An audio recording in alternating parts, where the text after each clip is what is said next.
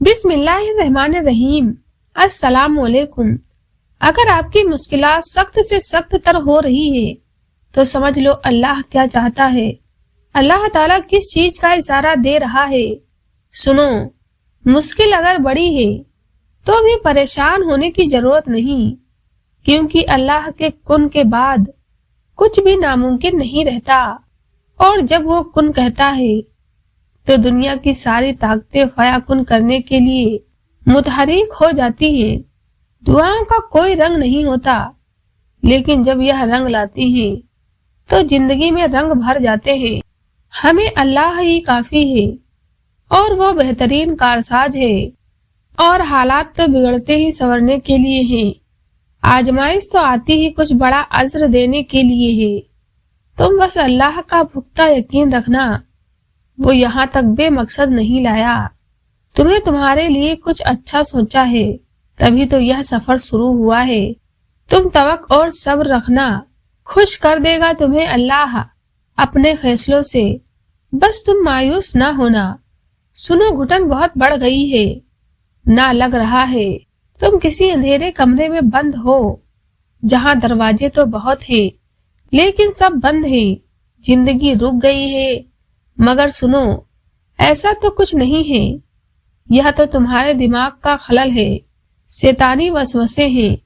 دیکھو، اس کمرے کا ایک دروازہ کھلا ہوا ہے، آج بھی تمہارے اندر کی روشنی وہی موجود ہے، تمہارا رب تمہارا ساتھی ہے۔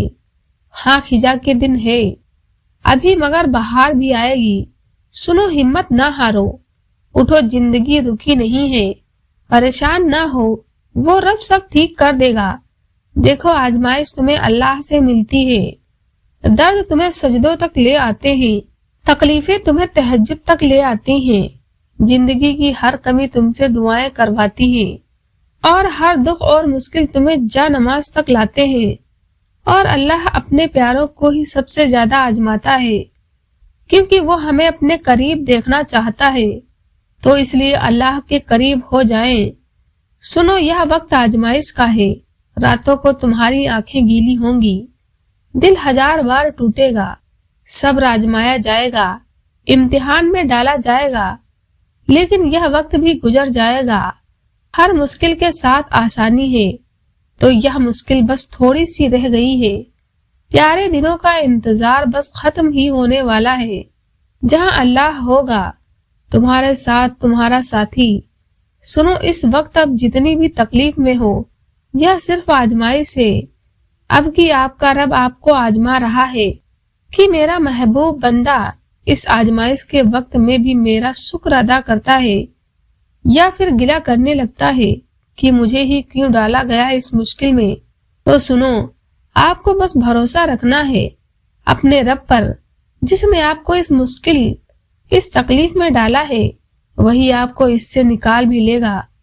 ابھی جو ہو رہا ہے وہی آپ کے حق میں بہترین ہے، اس کی رضا میں راضی رہیں، ہر حال میں اس کا شکر ادا کریں، اور پھر ہر مشکل کے ساتھ آسانی ہے، یہ آپ کے رب نے کہہ دیا ہے، اور جو وہ کہہ دے وہ ضرور ہوتا ہے۔ سنو، یقین کرتے ہو اللہ پر، اس سے بڑھ کر ہے ہی کیا، اس سے آگے ہے ہی کیا؟ کیا وہ یقین دلانے والا ہے؟ وہ یقین دے کر اس کی حفاظت بھی کرے گا۔ جس کو اللہ پر یقین مل جائے، اس سے بڑھ کر پرسکون اور کوئی چیز نہیں، لہٰذا اسی سے بار بار مانگے، ہر بار مانگے، وہ دے گا، وہ دینے والا ہے، انشاءاللہ ضرور دے گا۔